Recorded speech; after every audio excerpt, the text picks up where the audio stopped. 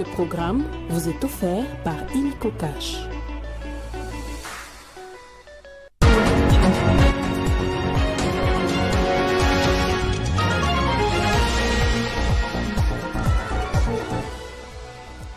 Mémorandum sur la sécurité entre l'EAC et la Chine. Le gouvernement congolais refuse de signer suite à l'inaction des 7 communautés africaines face à l'agression rwandaise.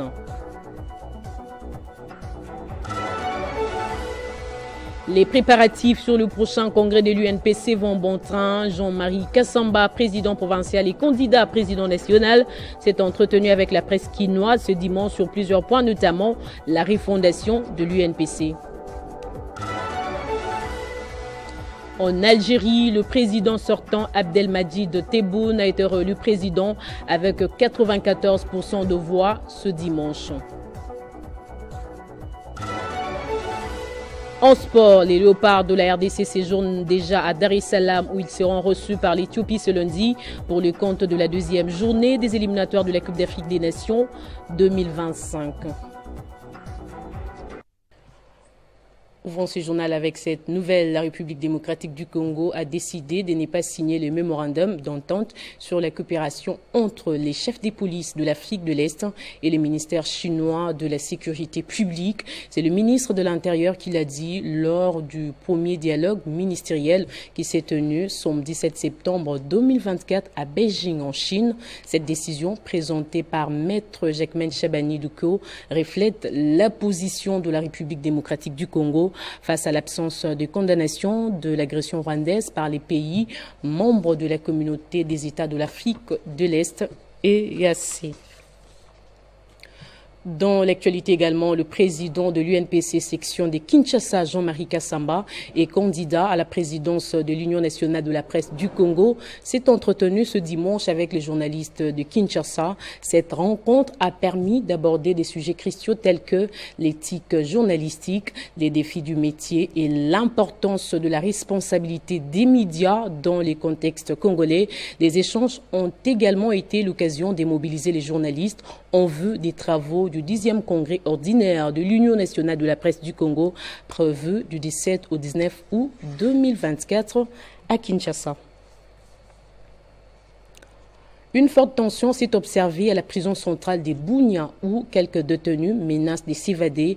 Les forces armées de la République démocratique du Congo dénoncent une manipulation. Pour en parler, nous avons joint le lieutenant Jules Ngongo, porte-parole des FRDC en Ituri. Nous avons aperçu un nombre de prisonniers qui ont pris l'assaut et qui se sont soulevés pour la première raison pour revendiquer la ration. Alors que tout le monde le sait, la prison centrale de Bunia, c'est parmi la prison la plus organisée pendant cette période de l'état de siège où ils mangent 3 fois le jour. Donc il n'y avait aucune raison de prétendre dire qu'ils se sont soulevés pour réclamer la ration. Après les investigations, nous avons compris qu'il s'agit d'une simple manipulation pour essayer de s'évader et saboter les actions du gouvernement provincial, saboter les efforts de paix orchestrés pendant cette période de l'état de siège sous le commandement du lieutenant-général Luboyanka Chamadouni. C'est à ce moment-là où nous étions informés, nous avons déployé les éléments de la police militaire et certains éléments de forces armées et de la police pour contenir la menace et étouffer dans l'œuf avant l'éclosion de ceux qui disaient qu'il faut s'évader. Ceux qui vont s'évader, tant pis pour eux, mais ceux aussi qui seront neutralisés, tant pis pour eux.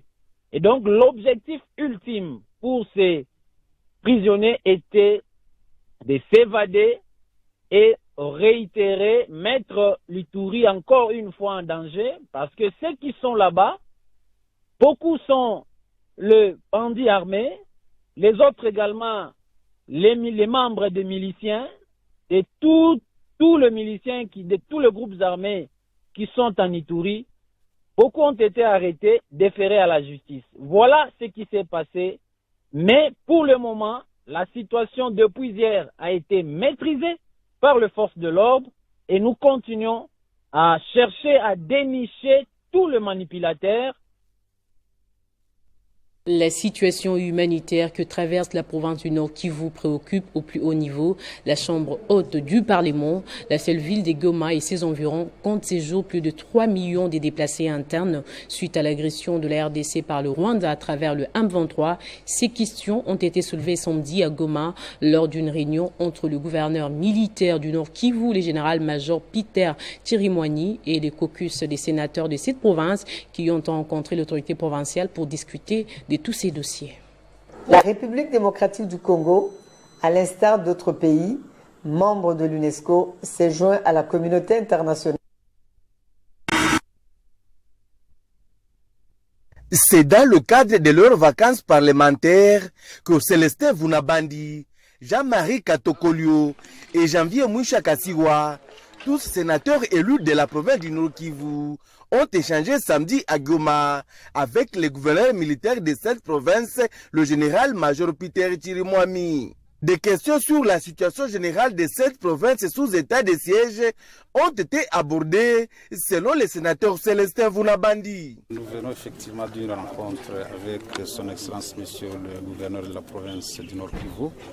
Il s'agissait d'une visite de civilité d'abord à l'autorité, mais également d'échanges sur la situation qui prévaut dans la province du Nord Kivu. Comme vous le savez, c'est une province en état de siège, une province qui a été agressée par les M23 et par le Rwanda.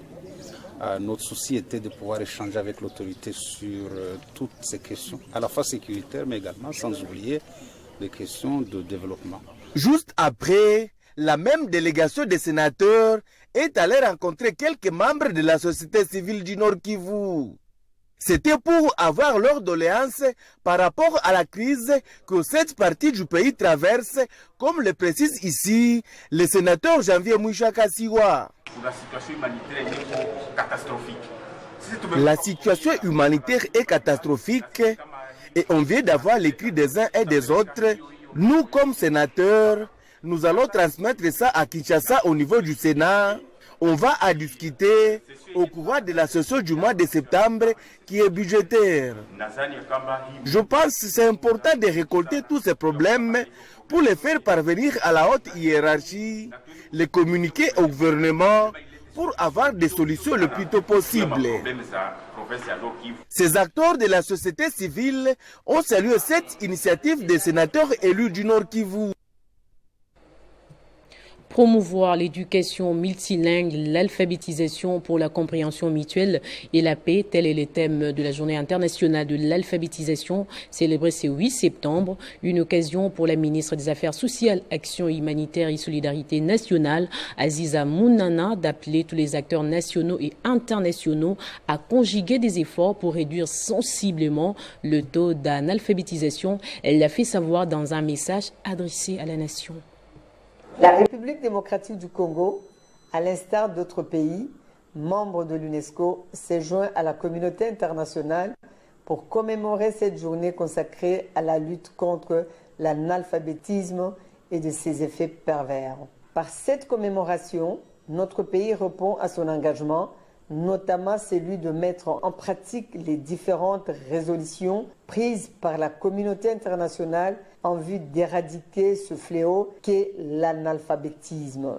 En effet, l'alphabétisation est un droit qui autonomise et favorise une culture de paix durable, fondée sur le respect de l'égalité, l'état de droit, la solidarité et la justice. Cette journée internationale de l'alphabétisation 2024 est l'occasion de joindre nos efforts pour accélérer les progrès vers la réalisation de l'objectif de développement durable 4 qui stipule assurer l'accès de tous à une éducation de qualité sur un pied d'égalité et promouvoir les possibilités d'apprentissage tout au long de la vie. Nous paraphrasons son Excellence Monsieur le Président de la République, Félix Antoine Tshisekedi Tshilombo, chef de l'État.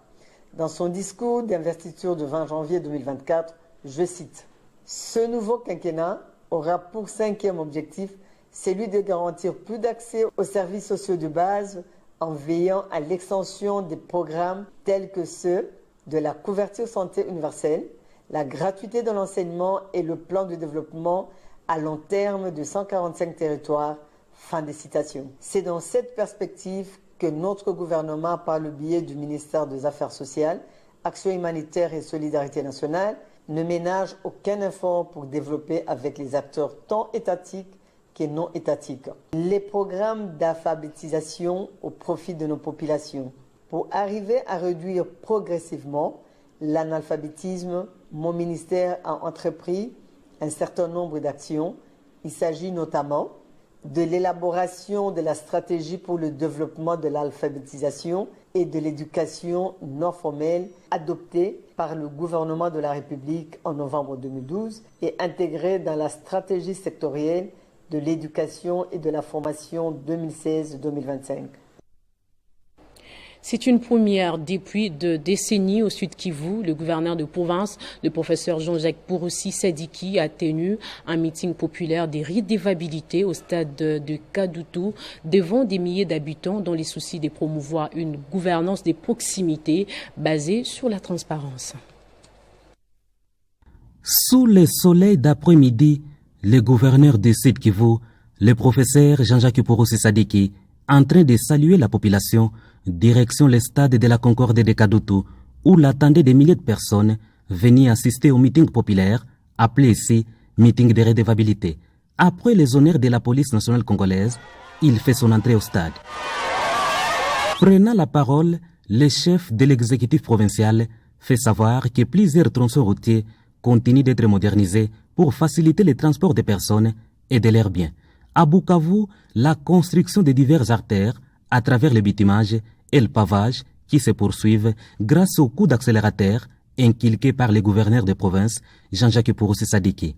Uvira, Shabunda, Mwenga, Calais, bref, le Sud Kivu profond n'a pas été laissé pour compte au crépuscule des 100 premiers jours de l'excellent Jean-Jacques Pouroussi Sadiki, accompagné de son vice-gouverneur, Maître Jean-Jacques Elakano. Dans sa volonté d'imprimer une nouvelle manière de gérer la chose publique, le gouverneur de province rappelle que plusieurs mesures encourageantes, notamment la suspension des activités minières et la réforme qui se poursuit dans le secteur, la suspension des responsables de la DPMR, ceux de la chaîne de dépenses et bien d'autres décisions silencieuses avaient comme impact les renflouements des caisses de l'État. Les recettes à caractère provincial ont fait un score significatif de $600 000 américains en juin dernier, avant la venue de l'actuel locataire de Nyamoma à $1 503 000 américains de mobilisation mensuelle pour le mois d'août. Dans sa proximité légendaire, le patron de l'exécutif provincial s'était rendu dans les territoires de Shabunda, Uvira, Calais et Walungu pour cerner au mieux les problèmes et y apporter des solutions idoines avant de vanter les prouesses enregistrées dans le domaine sécuritaire. Pour la première fois de l'histoire de la province du Sud Kivu, une rétrocession a été offerte aux entités territoriales décentralisées pour le financement des projets uniques évalués à $60 000 américains dans les villes d'Uvira, ville de Baraka, territoire de Fizi, territoire d'Uvira, territoire de Shabunda pour le premier panier. Une autre rétrocession de 500 millions de francs congolais a été annoncée en faveur d'autres entités, parmi lesquelles les 3 communes de la ville de Bukavu. S'en est suivi une séance de questions-réponses durant laquelle les habitants ont adressé leurs préoccupations et formulé des suggestions à l'autorité provinciale qui n'a pas manqué d'inviter devant l'assistance les membres de son gouvernement et ceux du Conseil provincial de sécurité pour qu'ils répondent d'eux-mêmes dans une méthodologie pédagogique visant à rapprocher les gouvernants des gouvernés et accélérer le processus de recherche des solutions à l'ère desiderata. C'est ainsi que 4 numéros verts ont été annoncés aux habitants de la province du Sud Kivu au fin d'appeler 24 heures sur 24 les chefs de l'exécutif provincial qu'ils appellent ici les Magoufoul du Sud Kivu. Et la ministre provinciale des Finances et présidente des Tchinia Bougouma, Chiro Dorothée Masikirika, félicite le gouverneur du Sud Kivu, le professeur Jean-Jacques Pouroussi Sadiki, pour son meeting populaire des redevabilités. Elle remercie tous les membres de la mutualité dont elle est présidente pour la mobilisation. Ceci témoigne le sens des patriotismes, dit-elle. La population de Bukavu a répondu présent à l'appel du gouverneur du Sud Kivu le professeur Jean-Jacques Porosé Sadiki lors de son méga meeting de redevabilité tenu au stade de Kadutu. Tout ceci est le fruit de la mobilisation enthousiasmante, entre autres, de son Excellence Madame Dorothée Massirika, ministre provinciale des Finances, Économie, Commerce, Industrie, Entrepreneuriat et Fonction publique et présidente de la mutualité Tinyabougou Machiru, regroupant tous les bâchis de cabaret vivant à Bukavu. De la place dite Moulamba jusqu'au stade de Kadutu, en passant par le rond-point Mouziroa ou encore au fer rouge, la mobilisation était immense à la taille de la dame de fer Dorothée Massirika au cadre de la FDCA. Elle n'a pas manqué de louer cette initiative, première du genre au site Kivu, où le professeur Jean-Jacques Porosé Sadiki apporte une nouvelle manière de gérer la chose publique. C'est une grande première dans la province du Sud Kivu à travers le pays. Dans le cas de la redevabilité envers la population, l'Excellence, Monsieur le Gouverneur, a fait cet exercice et nous avons remis des chèques à 4 territoires et à 2 villes. C'est un premier exercice qu'on commence et qui va cheminer du jour au lendemain. Nous sommes satisfaits à 100%, sinon c'est une fierté pour nous, puisque nous avons beaucoup contribué à ce que la mobilisation d'aujourd'hui soit une réalité. La ministre des Finances, Dorothée Massirika, a salué le fait que le gouverneur de Sud Kivu, le professeur Jean-Jacques Porosé Sadiki, n'a pas attendu ces 100 premiers jours pour être évalué par la population. Les habitants venus de divers horizons ont, eux aussi, chaleureusement salué cette initiative de redevabilité à laquelle ils n'ont jamais assisté dans la province de Sud Kivu. Lutte contre les tracasseries routières au Lualaba et comment supprimer toutes les barrières illégales sur l'ensemble de la province, tel est le vœu de la gouverneure Fifi Masuka. Samedi, son ministre provincial de l'Intérieur, Roy Kayumba, a inspecté quelques routes du Lualaba jusqu'à 160 km du chef-lieu de Kolwezi afin de s'enquérir de la situation. Sous l'impulsion de Fifi Masuka Saini, gouverneur de Lualaba, le ministre provincial de l'Intérieur, Sécurité, Décentralisation et Affaires coutumières, Roy Kayumba Philippe, a entamé le processus d'identification des barrières légales en vue de supprimer celles illégales dans le but de mettre fin aux tracasseries. Roy Kayumba Philippe était à plus de 160 km. Le patron de l'Intérieur, au Lualaba, a commencé son inspection au point de contrôle bypass sur la route de contournement où il a donné des injonctions pouvant permettre aux agents de l'État affectés à cet endroit à faire correctement leur travail. Au péage de Lualaba, le ministre de l'Intérieur a fait un constat peu appréciable. Philippe Roy Kayumba a instruit les services à observer des normes avant de faire passer des camions.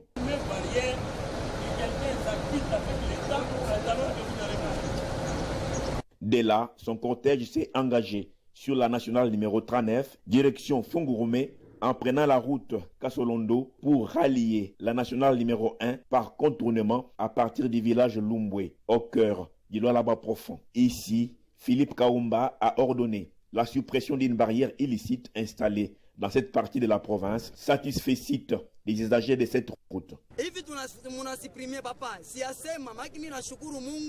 Kongo kumbi Kisekeri ni mwanaume baba yetu Felix Antoine na mshukuru mara 100 na kushukuru sana ministre na kushukuru mama Fifi Masuka Mungu amibariki mobote bekongoza Kongo yetu. Poursuivant sa mission et toujours au village Lumbwe, le patron de la sécurité au Lualaba s'est rendu compte du travail effectué par des agents de l'État affectés à ces péages occasionnels installés en attendant la fin des travaux de l'ancien péage. Rappelons que cette mission effectué par le ministre provincial de l'Intérieur au Lualaba fait aussi suite aux instructions données par le ministre national de l'Intérieur, Jacques Chabani, qui ne veut plus entendre parler des tracasseries routières sur l'ensemble du territoire national. C'est tard la nuit que Philippe Roy Kayumba a regagné la ville de Kolwezi.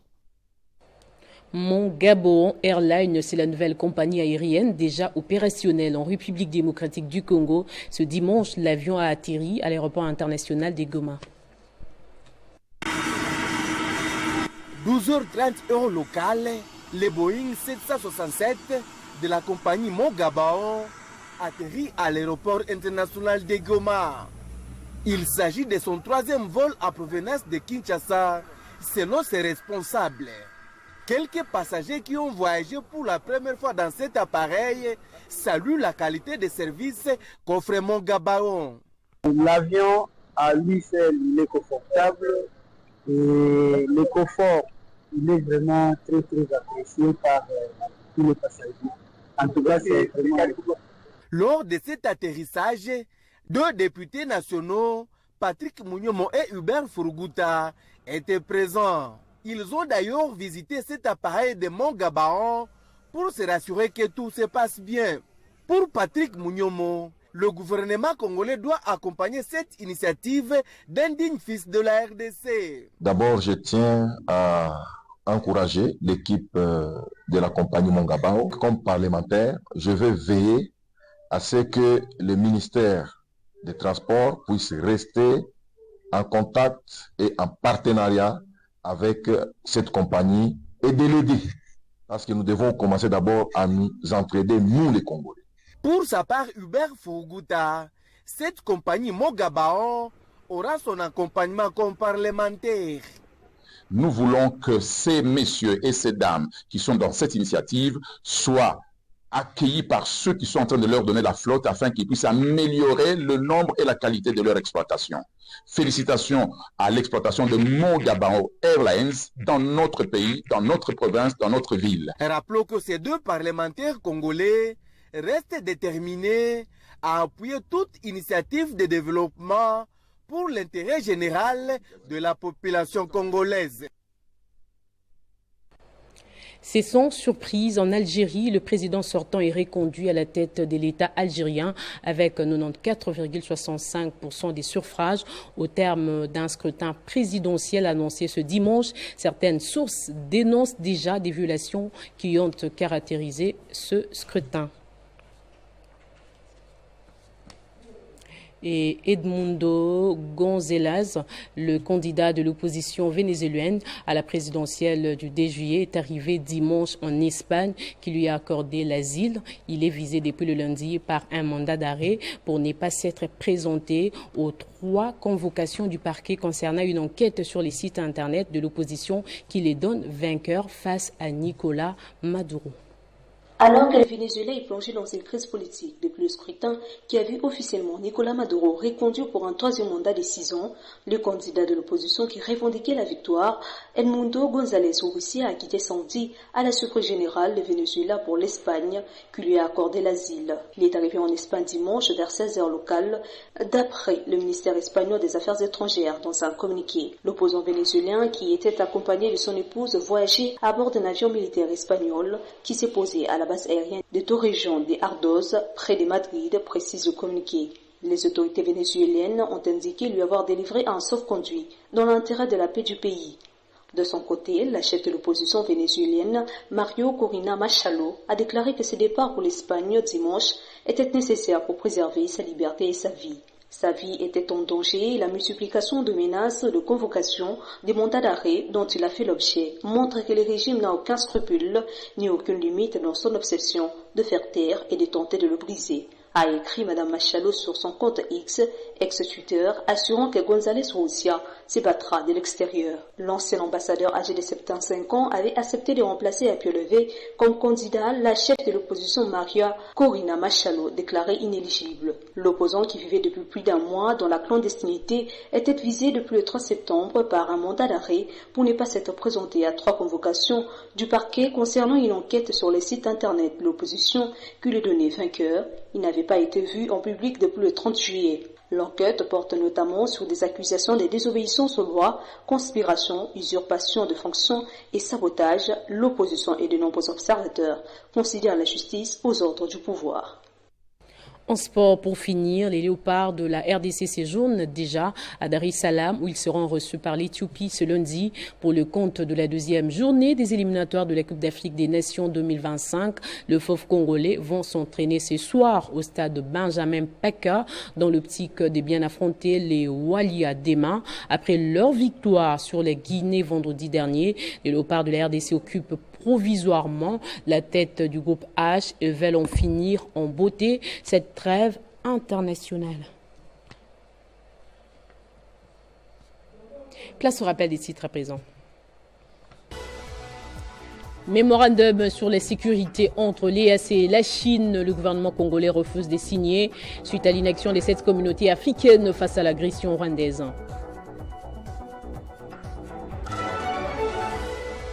Les préparatifs sur le prochain congrès de l'UNPC vont bon train. Jean-Marie Kassamba, président provincial et candidat à président national, s'est entretenu avec la presse quinoise ce dimanche sur plusieurs points, notamment la refondation de l'UNPC. En Algérie, le président sortant Abdelmadjid Tebboune a été réélu président avec 94% de voix ce dimanche.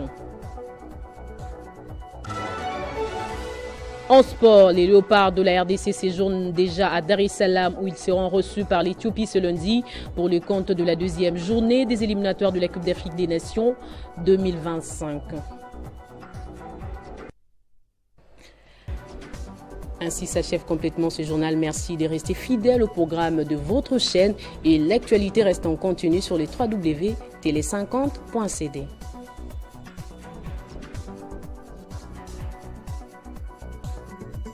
Retrouvez toute l'actualité en continu sur www.tele50.cd. Ce programme vous a été offert par Illico Cash.